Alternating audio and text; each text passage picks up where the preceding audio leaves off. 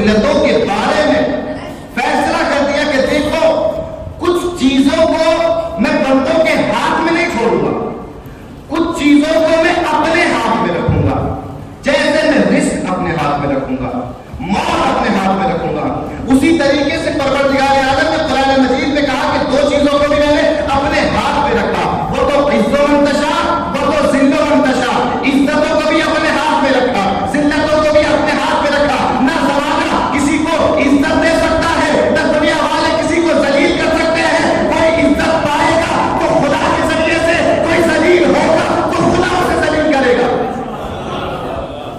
نہ عزتیں بندوں کے ہاتھ میں دی نہ ذلتیں بندوں کے ہاتھ میں دی۔ یہ تو کچھ لوگ اس دنیا میں جب آتے ہیں تو اس دنیا کے ماحول کا شکار ہو جاتے ہیں، ہم لوگ جب اس دنیا میں آتے ہیں ماحول کا شکار ہو جاتے ہیں، اور عزتوں کو کچھ خاص وجہ سے ہم لوگوں میں ڈھونڈنے لگتے ہیں۔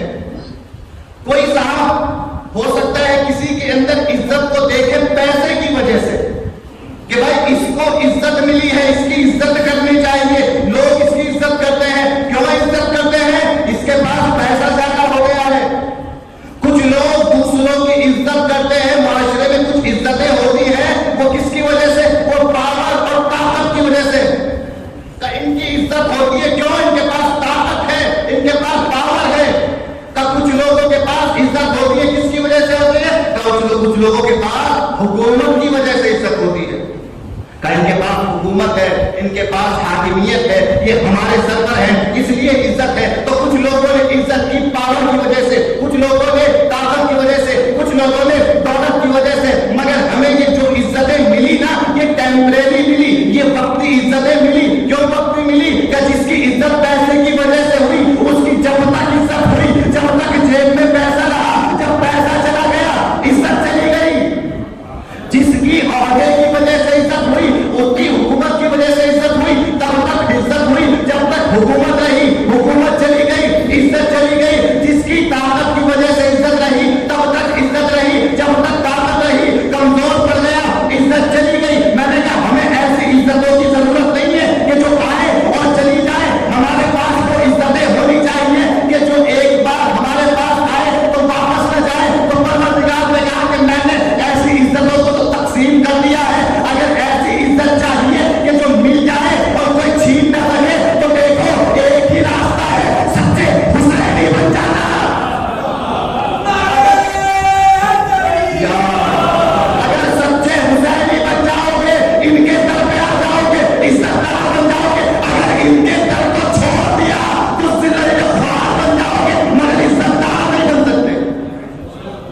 سچے حسینی اگر بن جائیں گے، عزت دار بن جائیں گے۔ وہ تو عز و منتشا، وہ تو ذل و منتشا۔ یہ قرآن کی آیت ہے فقط، لیکن یہ دنیا میں اتنی عام ہو گئی ہے کہ وہ لوگ جو قرآن کو نہیں مانتے وہ بھی قرآن کے اس فیصلے کو مانتے ہیں۔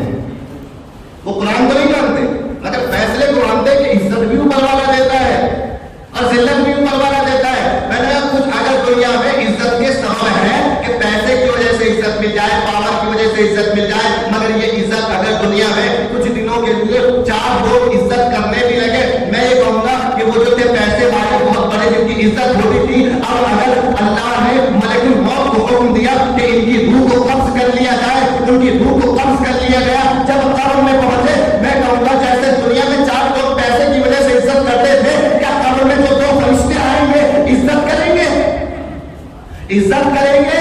نہیں، عزت نہیں کریں گے۔ کیا اچھا قبر میں بھی عزت نہیں ہوگی؟ روز محشر جب میدان محشر میں پہنچیں گے کیا عزت ملے گی؟ کیا نہیں ملے گی؟ کیا اگر خدا نے جنت دے دی تھی کیا جنت میں عزت ملے گی؟ کیا نہیں؟ کیا نہ پیسوں کی وجہ سے قبر میں عزت ملی، نہ محشر میں عزت ملی، نہ جنت میں عزت ملی؟ کیا دیکھو حسینی بن جاؤ، یہ ایسی عزت ہے کہ دنیا میں بھی عزت دار رہو گے، قبر میں جاؤ گے فرشتے عزت کریں گے، محشر میں جاؤ گے محشر کے میدان کے تمام لوگ عزت کریں گے، جنت میں جاؤ گے جنت والے عزت کریں گے۔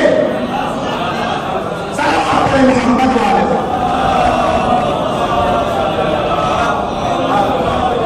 تم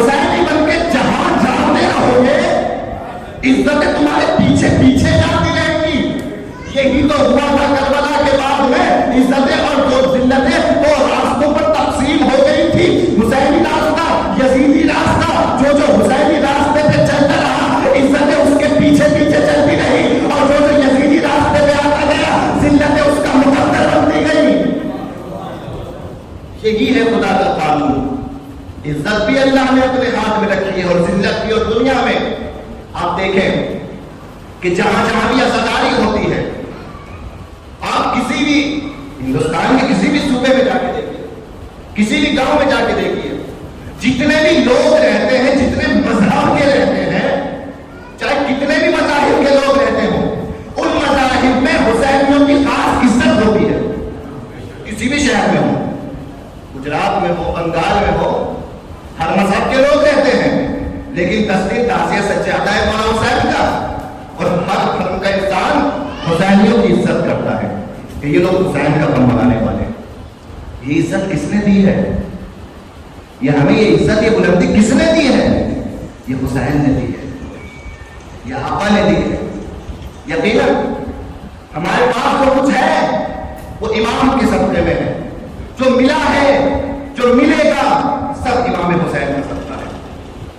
شریعت کے جو حکم ہوتے ہیں باریک باریک حکم ہے, مگر اس میں مصلحت بہت بڑی بڑی ہوتی ہے, بہت بڑی بڑی مصلحت ہوتی ہے. علماء نے کہا, کتابوں میں لکھا, حدیثوں میں آیا کہ جب آپ کے گھر میں بچہ پیدا ہو تو مستحبات ہیں کچھ. کیا کیا مستحبات ہیں؟ کہ پہلے اس کو غسل دیا جائے, ایک کان میں اذان, دوسرے کان میں اقامت کہی جائے. یہ سارے مستحبات ہیں. کہا تو ان کے ساتھ میں ایک مستحب اور ہے جو روایتوں میں ہے, کیا کہ اسے معمولی سی ایک انگلی کے ذریعے سے خاک شفا چکھا دی جائے.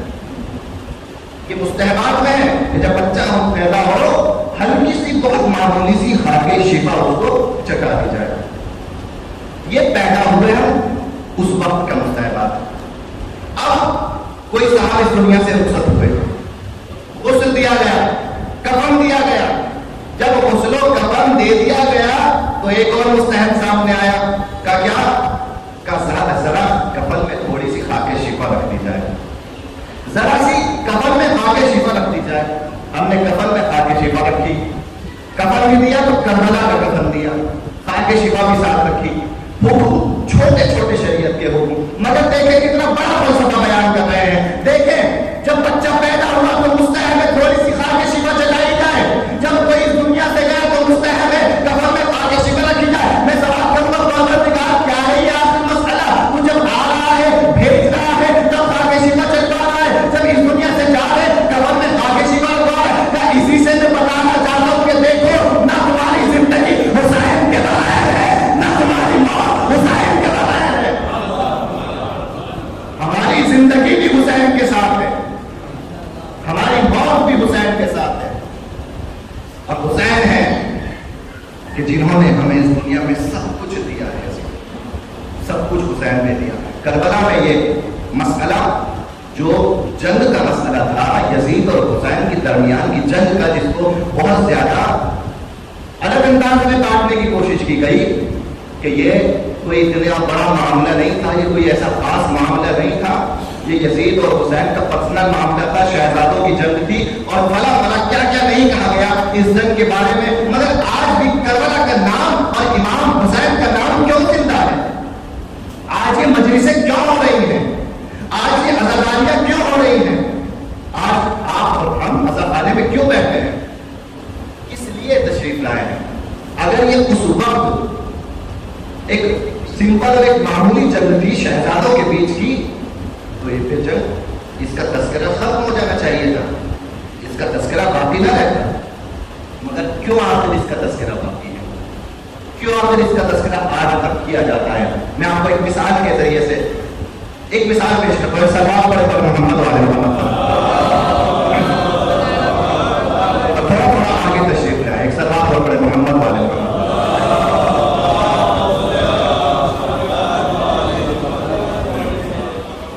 کیوں آج اتنی شان و شوکت سے حسین کا ذکر کیا جاتا ہے اور کسی کا ذکر نہیں کیا جاتا؟ کیا وجہ ہے, کیا سبب ہے؟ پوچھئے زمانے سے, پوچھئے زمانے سے. دیکھیے دنیا کی حقیقت یہ ہے کہ دنیا میں ہر انسان زندگی گزار کے چلا جاتا ہے, مگر ہر انسان کو یاد نہیں کیا جاتا, ہر انسان کو یاد نہیں رکھا جاتا. مگر کچھ لوگ ایسے ہوتے ہیں کہ جو 200 سال پہلے اس دنیا سے جا چکے تھے، مگر آج بھی ہم اپنے بچوں کو بتاتے ہیں کہ وہ تھے اس دنیا میں اور انہوں نے ایسی زندگی گزاری تھی. اور کچھ لوگ چلے گئے دنیا سے، لیکن کوئی نہ ہمارے بچوں کو اس کا علم ہے، ان کا علم ہے کیسی زندگی تھی، کیا کرتے تھے، نہ ہمیں یاد ہے. کیوں آخر کا؟ اس لیے کہ جب بھی کوئی انسان زندگی گزارتا ہے اور اس دنیا میں اپنی زندگی کو جیتا ہے تو کسی میں اگر کوئی ایک اچھی صفت نمایاں ہوتی ہے کہ معاشرہ اس اچھی صفت کو دیکھتا ہے، وہ چلا جاتا ہے مگر وہ اس کی اچھائی نہیں جاتی. وہ چلا جاتا ہے، اس کی اچھائی نہیں جاتی. آپ یاد کریں کہ لوگوں کو فلاں صاحب 20 سال پہلے انتقال کر گئے، کیوں یاد آتا ہے کہ بڑے مہمان نواز تھے. جب بھی کوئی آ جاتا تھا کہ مہمان نواز، عالم دوست تھے، علماء آتے تھے ان کے گھر پہ ٹھہرتے تھے. یہ ان کو کیوں یاد کیا جا رہا ہے؟ ایک اچھائی ہو گئی تھی. وہ چلے گئے مگر اچھائی باقی ہے. ایک اچھائی تھی کہ وہ مہمان نواز تھے. کا فلاں صاحب دنیا سے چلے گئے، ان کو کیوں یاد کیا جاتا ہے؟ تاکہ وہ بہت رحم دل تھے. اتنے رحم دل تھے، بچوں سے بھی ملتے تھے تو سب جھکا کے ملتے تھے. چلے گئے دنیا سے مگر اچھائی چھوڑ گئے. کا فلاں صاحب کو کیوں یاد کیا جاتا ہے؟ جب فلاں صاحب بڑے سچے تھے، ہمیشہ سچ بولتے تھے، کبھی زندگی میں ہم نے ان سے جھوٹ نہیں سنا. اچھائی رہ گئی، وہ چلے گئے، اچھائی رہ گئی. ہم چلے جائیں گے، ہمارے بعد اگر کچھ رہے گا تو اچھائی رہے گی. تو میں آپ کو نتیجہ دینا چاہتا ہوں کربلا کی جنگ کا کہ دیکھو یہ عام انسانوں کی بات ہے کہ اگر عام انسانوں میں ایک اچھائی بھی پائی جاتی ہے تو اسے یاد کیا جاتا ہے. وہ انسان مر جاتا ہے مگر اس کی اچھائی باقی رہتی ہے. لوگ اچھائی کی وجہ سے اسے یاد کرتے ہیں. تو جب ایک اچھائی کسی میں ہو تو اس کو یاد رکھا جاتا ہے. تو کربلا میں جو ساری اچھائیوں کا مرکز ہو اسے حسین کہتے ہیں. ساری اچھائیوں کا جو مرکز کربلا میں ہو اسے حسین کہتے ہیں. آپ پوچھیں کہ کون حسین کا کون حسین، اس طریقے سے سمجھ میں آئے گا کہ دیکھیں حسین کوئی شخص نہیں ہے، حسین کوئی آدمی نہیں ہے، حسین کوئی ایک شخصیت کا نام نہیں ہے، بلکہ دنیا کی ساری اچھائیوں کو اگر ایک جگہ جمع کیا جائے تو حسین بنتا ہے. اور حسین جب اپنے نقطۂ معراج پہ پہنچتا ہے تو حسین بنتا ہے. ساری دنیا کی اچھائیوں کو جمع کیجئے تو حسین بنے گا. حسین جب اپنی معراج پائے گا تو حسین بنے گا. اب یہیں سے سمجھ میں آئے گا کہ یزید کیا ہے کہ ساری دنیا کی برائیوں کو جمع کریں گے تو پلید بنے گا. پلید جب اپنی اوقات پہ آئے گا تو یزید بنے گا. ایسے ہی حسین زندہ نہیں ہے، ساری دنیا کی اچھائیوں کا مرکز ہے حسین. صبر حسین میں، شکر حسین میں، ایثار حسین میں، وفاداری حسین میں، انسانیت حسین میں، سب کچھ تو حسین میں موجود ہے. ساری دنیا کی اچھائیاں حسین کے اندر. تو معاشرے میں جب ایک انسان میں کوئی اچھائی پائی جاتی ہو، آپ اسے نہیں بھولتے تو زمانہ اس حسین کو کیسے بھولے گا کہ جس حسین میں ساری اچھائیوں کو خدا نے رکھ دیا تھا. ساری اچھائیوں کا مرکز امام حسین کی ذات ہے. اور اسی لیے عزیزان محترم، یہ جو ہم پیش کرتے ہیں نا کربلا کو اور جو دوسرے پیش کرتے ہیں اس میں یہی فرق ہے. دوسرے جو پیش کرتے ہیں کربلا کو وہ کہتے ہیں کہ دیکھو ایک ان کا بیٹا تھا اور ایک اس کا بیٹا تھا، ان دونوں نے آپس میں جنگ کی، ایک شہید ہو گئے، ایک نے شہید کر دیا. میں کہتا ہوں نہیں، یہ دو شہزادوں کی جنگ نہیں تھی.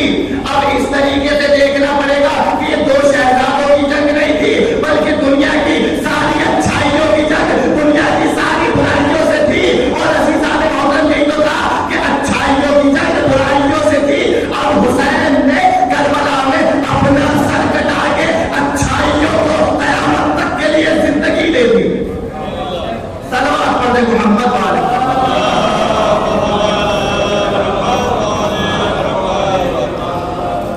یہ امام حسین کا صدقہ ہے، یہ امام حسین کا صدقہ ہے.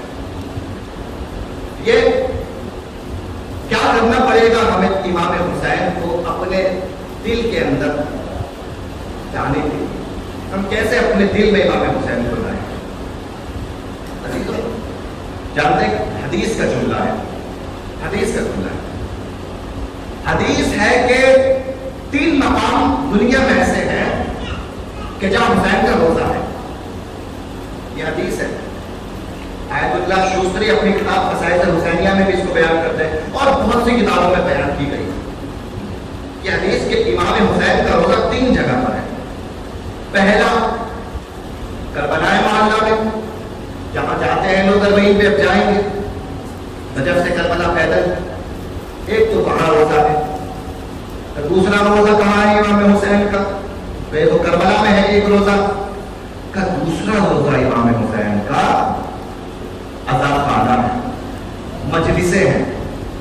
جہاں بھی مجلس برپا ہو وہ جگہ کے جہاں مجلس ہوتی ہے امام حسین کا روزہ اور امام حسین کے مزار کا مقام رکھتی ہے. دوسری جگہ. تیسری جگہ کہاں امام حسین کا روزہ ہے؟ 2 جگہ ہو گئی. ایک کربلا معلیٰ, دوسرا فرش عزا. تیسری جگہ کون سی ہے؟ ادھر ادھر نہیں دیکھیے, انسان کے سینے میں دل, اس دل کے اندر, مومن کے دل کے اندر امام حسین کا روزہ ہے. روایت کے جملے ہیں مگر اس روایت سے سمجھ میں کیا آ رہا ہے؟ 3 جگہ ایسی ہیں جہاں امام حسین کا روزہ ہے. ایک کربلا معلیٰ جہاں امام حسین کا روزہ ہے. ایک حسین کی فرش عزا جہاں امام حسین کا روزہ ہے.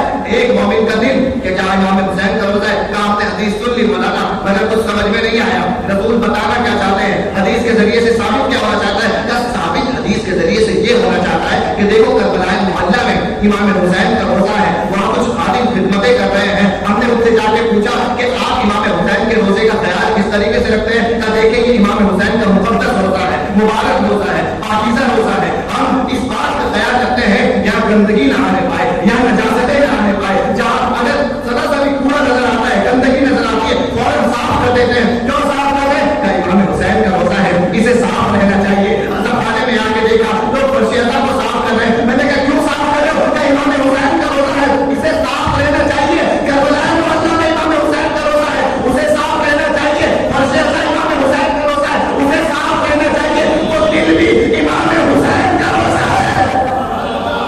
جیسے وہ 2 جگہ صاف رہنی چاہیے, مومن کا دل بھی پاک و صاف ہوگا تو حسین کا روزہ بن جائے گا. صلوات محمد علیہ.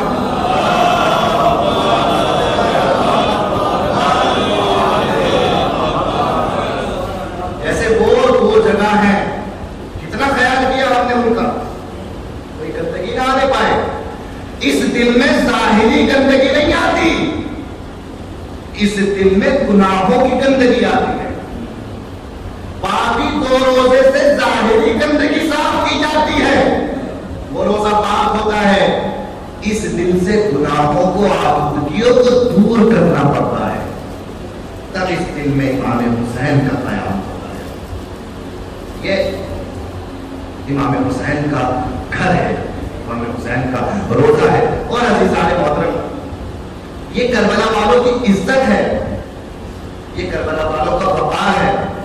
آج پہلی گفتگو ہے, میں آپ کو زیادہ زحمت نہیں دوں گا, اور کل سے انشاءاللہ ہمارا موضوع جو رہے گا وہ سیرت امام زین العابدین کی, مقصد حسینی اور سیرت امام زین العابدین, کہ کس طریقے سے امام نے مقصد امام حسین کو پہنچایا, مقصد کو پہنچایا ہے چوتھے امام نے.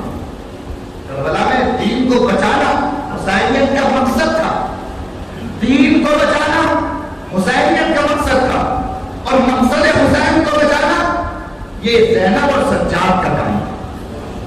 کیسے کیا اس کو, کس طریقے سے اس مقصد کو بچایا, وہ انشاءاللہ آپ کو سبق فرمائیں گے. مگر ایک اشارہ کرتا ہوں, چوتھے امام کی مجلس ہے, آج ایک اشارہ کرتا چلوں, کل انشاءاللہ گفتگو کی شروعات ہوگی. ہمارے امام کو نام کتنے کمال کے ملے. اصلی نام امام کا کیا ہے؟ علی ہے, علی اصلی نام ہے, علی ابن الحسین. مگر جب بھی یاد کیا جاتا ہے یا سید سجاد کے نام سے یا زین العابدین علیہ السلام کے نام سے. صلوات پڑھیں محمد.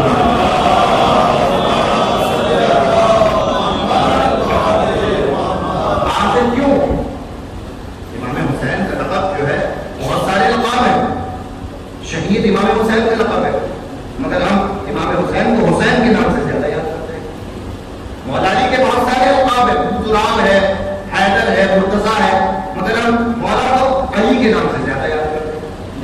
चौथे इमाम को अली के नाम से ज्यादा नहीं याद किया जाता।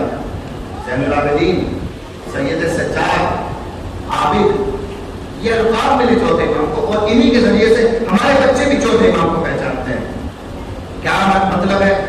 ज़ैनुल आबिदीन यानी इबादत करने वालों की जीनत, सैयद सज्जाद यानी सजदे करने वालों के सरदार। दो लफ़ज़ है, इबादत करने वालों की जीनत, सजदे करने वालों के सरदार। यहां से जरा अहले बैत की फजीलतों को देखिएगा। अहले बैत कौन है? अहले बैत वो हैं कि जो इस दुनिया में जहां भी नजर आते हैं उस जगह को जीनत बख्शते हुए नजर आते हैं। हम में और अहले बैत में क्या फर्क है? हम में क्या फर्क है? अहले बैत में क्या फर्क है? हम खाने काबा पर जाते हैं हज करने के लिए, ज़ियारत करते हैं काबे की, काबे के जरिए से हमारी इज्जत बढ़ती है। मगर अली जब काबे में पैदा होते हैं, अली के जरिए से काबे की इज्जत बढ़ जाती है। हम मस्जिद में जाते हैं, नमाज पढ़ते हैं, हमारी इज्जत बढ़ती है मस्जिद में जाने से। मगर अली मस्जिद में जाते हैं, शहीद होते हैं, मस्जिद की इज्जत बढ़ जाती है। हम मिंबर पे आते हैं, जिक्र हुसैन करते हैं, हमारी इज्जत बढ़ती है मिंबर पे आने से। मगर अली मिंबर पे आते हैं, सरमनी का दावा करते हैं, मिंबर की इज्जत बढ़ जाती है। अब मैं और इनमें यही फर्क है। हम कुरान को खोलते हैं, कुरान की तिलावत करते हैं, कुरान को हिफ्ज करते हैं, हमारी इज्जत बढ़ती है। ये सड़कों पे जाके लोग जैसे कुरान सुनाते हैं, कुरान की इज्जत बढ़ती है। हम मस्जिद में आते हैं, नमाज पढ़ते हैं, सजदे करते हैं, हमारी इज्जत बढ़ती है। मगर इन्हें सैयदुल साजिदीन कहा जाता है, ज़ैनुल आबिदीन। हम इबादत करते हैं, हमारी इज्जत बढ़ती है। ये इबादत करते हैं, इबादत की इज्जत बढ़ाते हैं। ज़ैनुल आबिदीन ये इबादत करते रहेंगे और इबादत की इज्जत बढ़ती रहेगी। सैयद सज्जाद, आप देखें ज़ैनुल आबिदीन को देखिए।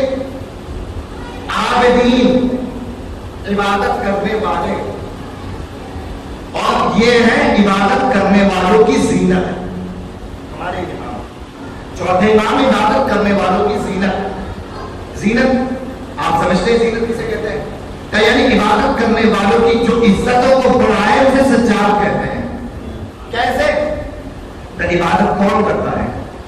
हम इबादत करते हैं, आप इबादत करते हैं, मगर क्या फर्क? हम आप इबादत करते हैं का नहीं, हमसे पहले भी लोगों ने इबादत की, उनसे पहले भी लोगों ने इबादत की, हमारे बाद भी लोग इबादत करेंगे, उनके बाद भी क़यामत तक लोग इबादत करते रहेंगे। तो ये तो बताइए कि इमाम ज़ैनुल आबिदीन कौन से इबादत करने वालों की जीनत है? इस जमाने के लिए जीनत है, आने वाले जमाने के लिए जीनत है, कल के लिए जीनत है नहीं, आम इंसानों के लिए जीनत है, वलियों के लिए जीनत है, नबियों के लिए जीनत है। किसके लिए जीनत है? नहीं, किसी के लिए नहीं कहा गया, मुतलब कहा गया। जो भी इबादत गुजार है उसकी जीनत है। इंसानों की भी जीनत है, मलाइका की भी जीनत है, पैगंबरों की भी जीनत है। जितने भी इबादत गुजार आदम से लेकर फातम तक गुजरे, सारे इबादत गुजारों की ये जीनत है। और जितने आखिरी रसूल से आज तक आए और क़यामत तक आएंगे, उन सब की जीनत है इमाम सज्जाद। कैसे जीनत बने हैं और कैसे सजदे किए हैं, ये इंशाअल्लाह बयान किया जाएगा। ऐसे ही कोई जीनत नहीं बनता, ऐसे ही कोई जीनत नहीं बनता। हुसैन कुरान की जीनत बने हैं, मगर सर कटवाया है कुरान के लिए, नौ के नेसा पे कटे सर से तिलावत की है, तब कुरान की जीनत बने। सज्जाद इबादतों की जीनत बने हैं, तो सज्जाद ने भी बहुत कुछ कुर्बान किया है। हम समझ नहीं सकते सज्जाद ने कौन सी कुर्बानी दी। हम एहसास कर सकते हैं कि इमाम हुसैन ने अपने करियर चला के सीने में बच्ची की नबी को देखा और शब्द था। हम महसूस कर सकते हैं कि अपने बेटे की मौत हमारे सामने कितनी सख्त होती है, हुसैन के लिए कितनी सख्त रही होगी अजीजों। हम इमाम हुसैन की शहादत के दर्द को, इमाम हुसैन के गम को महसूस कर सकते हैं।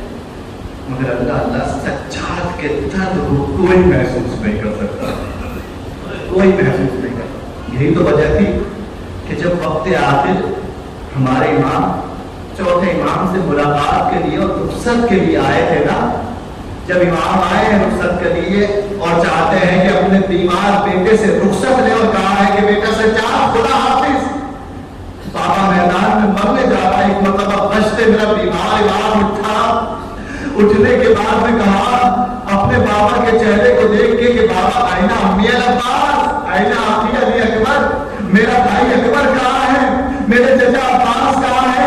ایک مرتبہ حسین نے کہا میں سب کا بتانا پاؤں گا، بس اتنا سمجھ لو سجاد مردوں میں یا میں زندہ ہوں یا تم زندہ ہو، بس عزیزان محترم یا حسین نے سمجھانا چاہا ہے کہ سجاد کو کتنی سخت مصیبتوں سے گزرنا ہے۔ ایک مرتبہ سجاد نے کہا بھی اپنا ذرا میری تلوار لے کر آئیے، میں اپنے بابا کی حفاظت پہ جان دینا چاہتا ہوں۔ ایک مرتبہ امام حسین نے کہا بیٹا مجھے ایک بار شہید ہونا ہے، مگر شام غریب کے بعد تجھے قدم قدم پہ شہید کیا جائے گا۔ اے بیٹا اگر تجھے بڑی مصیبتیں دیکھنی ہے، وہ کون سی مصیبت تھی کہ جو سجاد نے دیکھی تھی؟ عزیزو آخری امام سے پوچھ کے دیکھے کہ کیوں روتے ہیں؟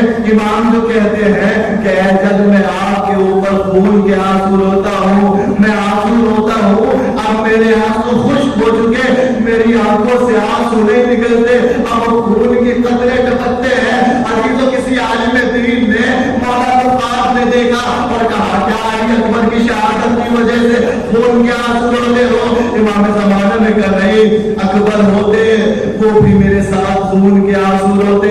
کہا کیا عباس کے کٹے ہوئے بازو یاد آتے ہیں مولا؟ خون کے آنسو روتے ہو؟ کہا نہیں، عباس بھی ہوتے میرے ساتھ خون کے آنسو روتے۔ کہا شاید 6 مہینے کا اصغر اس کی شہادت دردناک تھی، اس کی وجہ سے خون کے آنسو روتے ہو مولا؟ کہا نہیں، میرا ششمہ بھی ہوتا میرے ساتھ خون کے آنسو روتا۔ کہا مولا کیا سبب ہے آپ کے خون کے آنسو رونے کا؟ آپ کس کی شہادت پہ روتے ہیں؟ کہا میں کسی کی شہادت پہ خون کے آنسو نہیں روتا، میں یہ سوچ سوچ کے روتا ہوں خاندان عصمت و طہارت کی وہ عورتیں کہ جنہیں کھلے سر کبھی سورج نے نہ دیکھا، شام غریبہ ان کی چادروں کو چھینا گیا، کیا نام محرم انہیں تیار بتیار بلایا گیا۔ حضرت اللہ خدا کو کوئی غم نہ دے سوائے مظلوم کربلا کے۔ یہ 2 غم جو ہوتے ہیں انسان کی زندگی میں، انسان کو بڑا توڑ دیا کرتے ہیں۔ ایک تو ناموس کا غم، ایک ناموس کا غم بڑا دردناک غم ہوتا ہے۔ خدا نہ کرے آپ کبھی سفر پہ ہو اور آپ کی ناموس پر کبھی کوئی مشکل آئے نا، دشمن آپ کی ناموس کی طرف غلط ارادے سے دیکھے، آپ کی غیرت جاگ جاتی ہے، میں ابھی زندہ ہوں، کس کی ہمت ہے میری ناموس کی طرف دیکھے؟ عزیزوں کیا حال ہونا ہوگا سید سجاد کا جب کوفے و شام کے بازار میں لوگ کہتے ہوں گے آؤ تماشا دیکھو، یہ زینب ہے، یہ کلثوم ہے۔ کیا حال ہوتا ہوگا سجاد کا جب شام کے میدان میں منادی ندا دیتا ہوگا ہاں صحیح زینب، ہاں صحیح کلثوم۔ ایک منظر اور پیش کروں گا عزیز و سجاد کی۔ ایک مصیبت تو یہ تھی کہ ایک مصیبت ناموس کی مصیبت تھی، دوسری مصیبت کیا تھی ہم محسوس نہیں کر سکتے۔